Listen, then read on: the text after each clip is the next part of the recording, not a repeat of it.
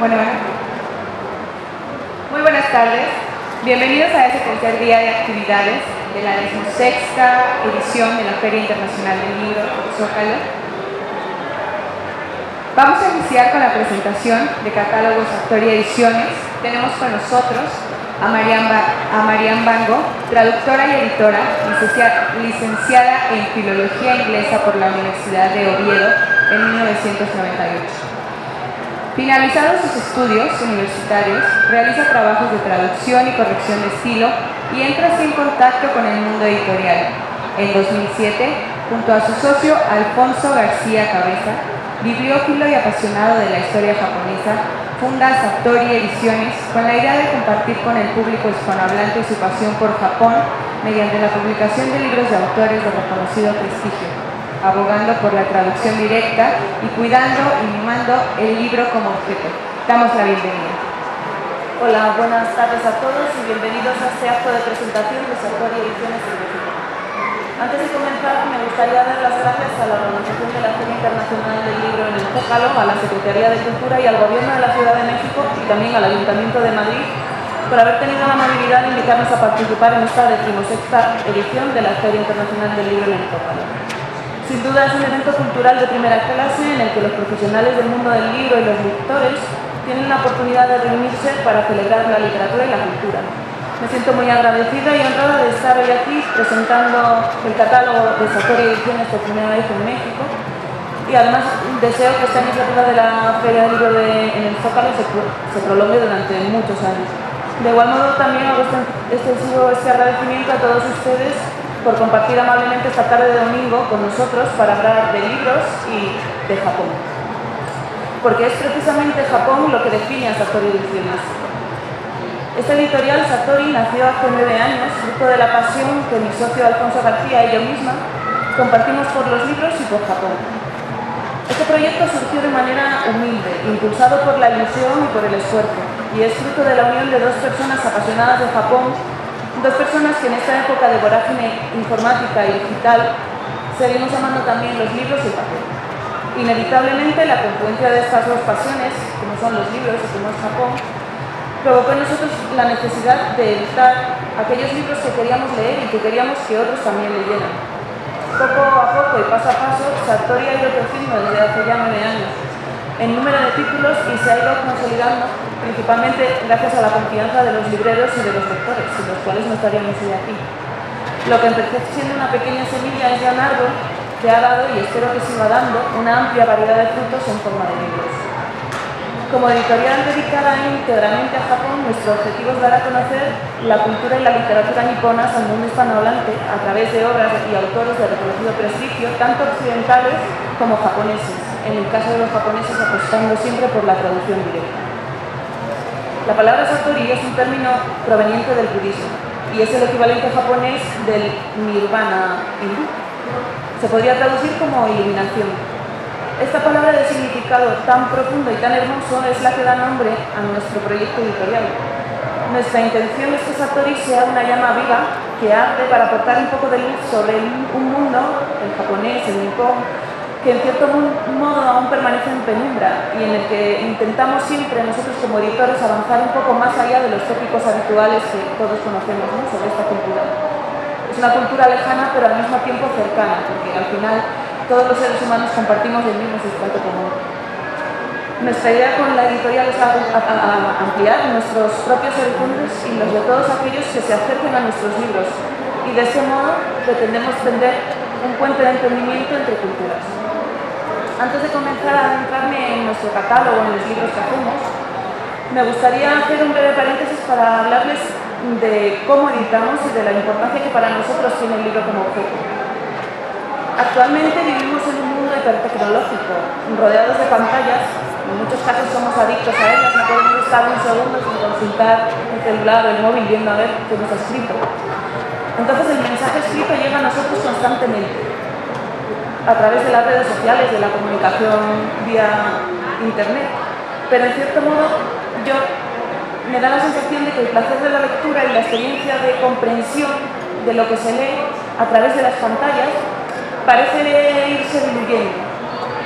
Frente a esta hipersaturación digital, Para mí no hay nada más reconfortante que la experiencia de sostener un libro entre las manos, perder en sus páginas, en la soledad de tu habitación o en cualquier lugar donde verdaderamente profundizas y comprendes mucho mejor que a través de una pantalla o a través de un mensaje de Twitter o lo que sea. Para nosotros como editores el libro como objeto es tan importante como el contenido conceptual que alberga.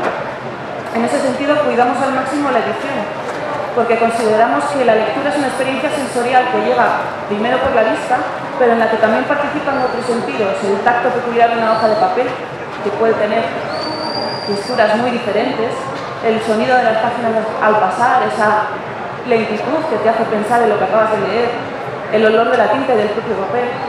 Quizá yo sea un poco romántica al pensar esto, pero yo me imagino a una persona leyendo un haiku es un breve poema japonés, en la soledad de un parque, sentado a la sombra de un árbol centenario, y en ese momento que estás leyendo esa poesía resulta que se cae una hoja del árbol y la coges, y si tienes un iPad o un e-reader no la puedes guardar entre las páginas, y entonces se pierde ese momento de magia, ¿no? De conexión, de ese momento experiencia, naturaleza, lectura.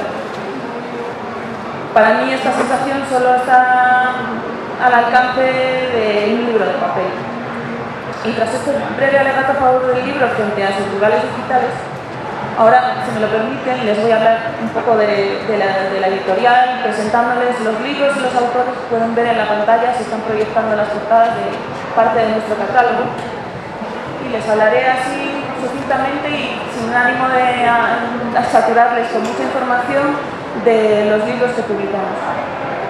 Pese a todos se dedica en exclusiva a la publicación de libros de cultura y de literatura japonesa, nunca hemos sentido que estamos restringidos en nuestro ámbito de publicación, más bien al contrario. Japón, con su cultura milenaria y su extensa tradición literaria, nos ofrece como editores un amplio abanico de posibilidades. Son siglos y siglos de producción literaria, de expresiones artísticas únicas, como por ejemplo el teatro kabuki o el ukiyo-e, de folclore, de pensamiento filosófico como el zen, o espiritual, religioso como el sintoísmo. Por lo tanto, jamás he considerado que nuestro ámbito de publicación sea muy pequeño. Yo a veces pienso que no me da una vida para publicar todo lo que quisiera publicar. Satori comenzó en sus inicios como una editorial exclusivamente de ensayo, y estructuramos la editorial articulada en colecciones de arte, historia, actualidad, artes marciales, porque también es una parte importante de la cultura japonesa, te explica el sentido de la disciplina y es muy espiritual también.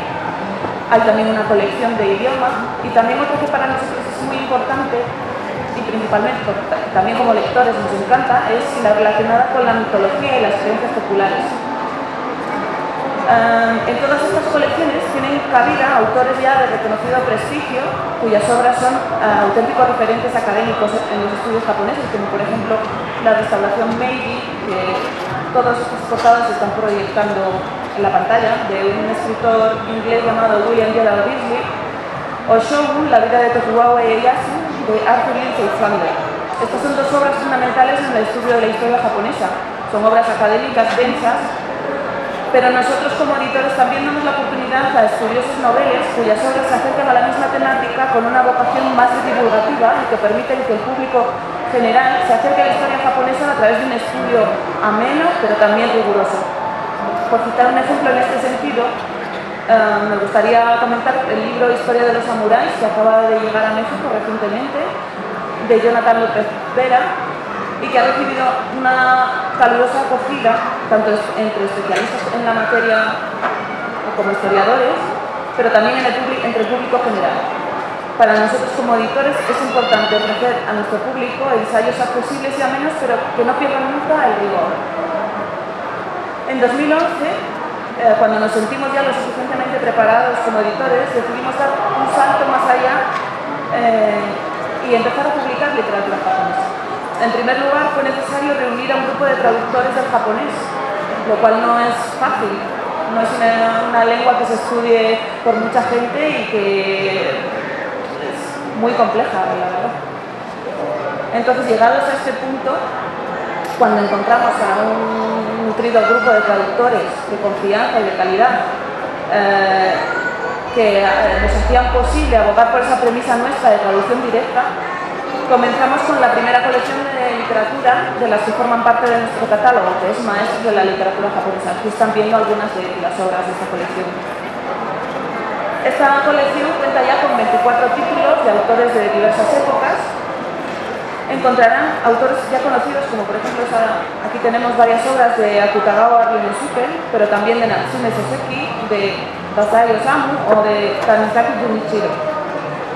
Aparte de estos autores ya conocidos que habían sido editados previamente y de los que nosotros volvemos a editar con obras inéditas hasta entonces o con traducciones realmente directas porque lo que se había hecho antes era a través del inglés o del francés, también nos gusta redescubrir autores. En esta colección encontrarán autores como Izumi Kiyoka, Koda Rohan o la portada anterior era de una novela de Hayashi Fumiko, una escritora japonesa. Todos estos autores jamás habían sido publicados en lengua española. Por eso la vocación de esta colección es redescubrir autores ya publicados y descubrir nuevos nombres.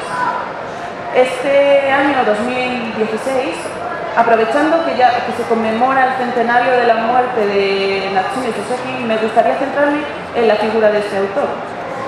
Podemos considerarle el padre de la novela contemporánea japonesa y uno de los pilares fundamentales de la literatura nipona moderna.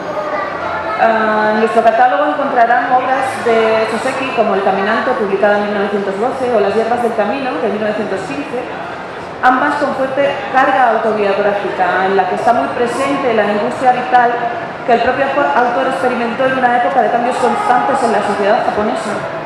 En ese momento, Japón se abría a Occidente de manera forzada a finales del siglo XIX, tras siglos de aislamiento, centrados únicamente en su propia cultura y en su propia experiencia.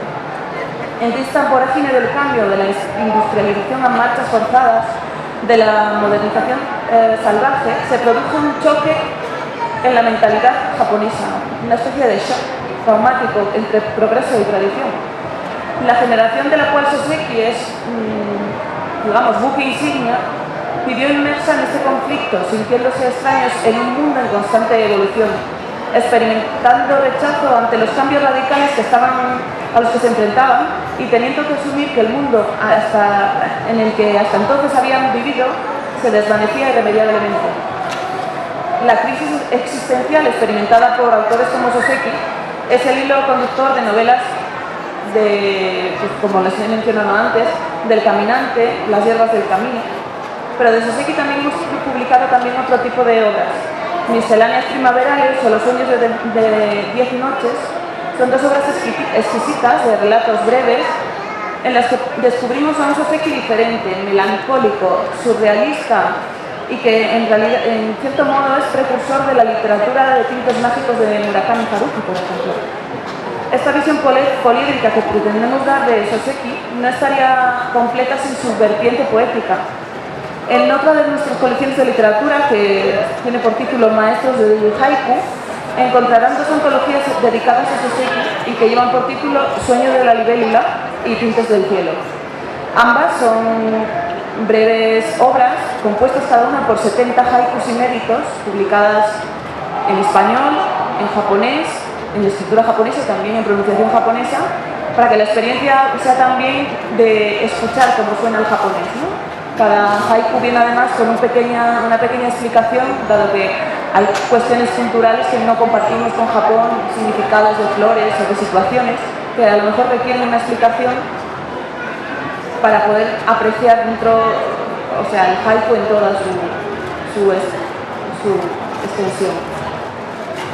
Finalmente, y como primicia, lo próximo que estamos preparando ya para cerrar este año dedicado a Soseki es la imagen del Soseki también intelectual y ensayista. Vamos a publicar muy próximamente, bajo el título Mi individualismo, una serie de 4 conferencias impartidas por Soseki entre 1911 y 1914, en las que el autor reflexiona de manera lúcida y también irónica y con sentido del humor sobre los temas que le han preocupado a lo largo de toda su vida: la literatura, la moral, el individuo frente a la sociedad, y los problemas asociados al progreso que él sufrió en su vida en esa época de cambios en la sociedad japonesa. Como pueden comprobar, la figura de Soseki está ampliamente representada en nuestro catálogo, no solo como novelista, sino también como poeta y pensador. Y esta vocación de ofrecer facetas desconocidas de autores ya consagrados la hemos trasladado también a Akutagawa Ryunosuke. Es el célebre autor de Rashomon, de Vida de un idiota, que también tiene un hueco en nuestra colección de haiku con una antología de 70 haikus titulada En la ceniza escribe. Este paseo por la colección de maestros de literatura he mencionado ya a Soseki y a Akutagawa, pero me gustaría hablarles también de algunos autores que nunca antes se habían publicado en lengua española. Tenemos el caso de Izumi Kioka, nacido en 1873 y fallecido en 1939, un autor que es un virtuoso de la palabra, creador de mundos sutiles y maestro del relato breve. Sus obras destacan por su ambientación sobrenatural, por su idealismo y por un estilo literario marcado por la musicalidad y la belleza. En este tipo de obras, como en todas en realidad, el trabajo de traducción es muy importante. No se trata solo de traducir literalmente, sino darle esa belleza que requiere la obra japonesa, trasladarla la lengua japonesa y trasladarla a la lengua sobre la que estás traduciendo requiere también un ejercicio literario por parte del traductor. De Izumi Kioka les mencionaría novelas como Laberinto de hierba, Sobre el dragón del abismo o El santo del monte Koya. Todas están cargadas de lirismo, de misterio y de una recreación constante de la figura femenina en todas sus facetas. Madre, diosa, amante. Para mí, sin duda, y esta es una opinión personal, pocos autores conozco que hayan profundizado tanto en la figura femenina con la admiración, el respeto y la devoción de Izumi Kioka. Y ya que hablamos de figuras femeninas, también me gustaría hablarles de Hayashi Kumiko, también publicada en esta colección de maestros de la literatura japonesa, con la obra Diario de una vagabunda. Era una obra también inédita en español y que hemos publicado hace un par de años, además en una traducción de Virginia Meja, que es compatriota de todos ustedes y una excelente traductora.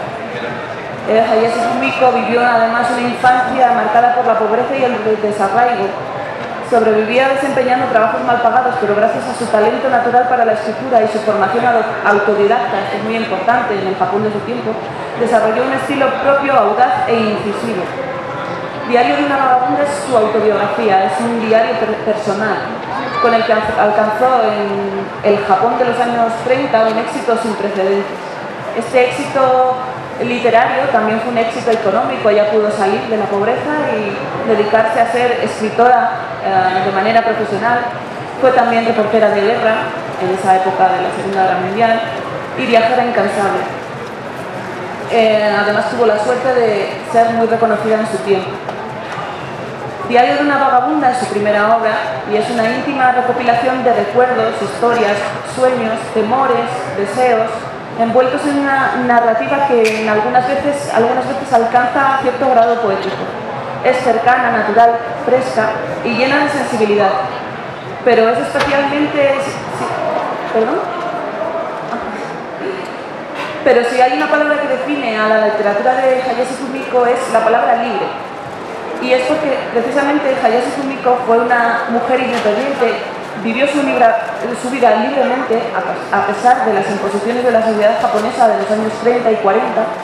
Si ser mujer ya era difícil en aquellos tiempos en cualquier país, en Japón mucho menos. No me gustaría tampoco acabar este breve paseo por la colección Maestros de la Literatura Japonesa sin mencionar a Tanizaki Junichiro, nacido en 1886 y fallecido en 1665. También se le puede considerar otro de los pilares fundamentales de la literatura contemporánea. Y además es un autor fundamental para el entendimiento entre Oriente y Occidente, porque era un autor que vivió su juventud muy occidentalizado y su madurez, digamos que dio una vuelta hacia el pasado de la historia de su país y de su literatura. Fue eterno candidato al premio Nobel, que nunca consiguió a pesar de tener calidad suficiente para ello. En este año hemos publicado 3 novelas suyas sobre Shunki, la historia de un ciego, que después podrán ojear si quieren, también tenemos aquí Diario de una vagabunda, y La vida enmascarada del señor de Musashi. En estas tres novelas, Tanizaki explora el lado perverso del amor y despliega con maestría sus dotes narrativas. Son narraciones ágiles, luminosas, y los personajes femeninos son absolutamente fascinantes. A veces malvados, a veces ambiguos, es todo un disfrute.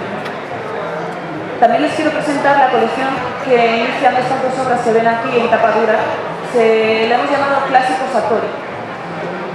En esta colección de Tanizaki tenemos además una de sus obras más reconocidas, no tanto en Japón, sino más bien en Occidente, que es El elogio de la sombra. Es un ensayo que se publicó en 1933, es un ensayo breve, sencillo, y la peculiaridad que tiene nuestra edición, a pesar de que ya se había editado antes por editoriales en España, yo lo leí, también una edición que venía traducida al francés, lo disfruté muchísimo, pero como editora siempre quise tener esta obra en mi catálogo, entonces teníamos la oportunidad de publicarla directamente del japonés, que siempre la traducción directa te aporta mucho más que una retraducción.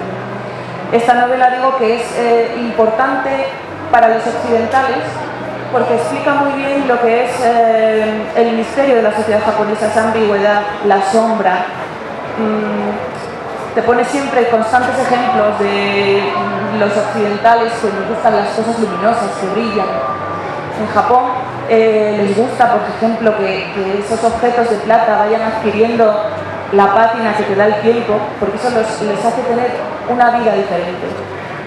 Antes estuvimos reunidos con una japonesa que vive aquí en Cuernavaca, aquí cerca, ¿no? Y nos comentaba una anécdota bastante graciosa. Comentaba una historia que se cuenta en Japón de un señor que es anticuario y viaja por el país, entonces llega a una casa de un matrimonio, le invitan a tomar té y el té viene servido en una tetera preciosa, una antigüedad magnífica.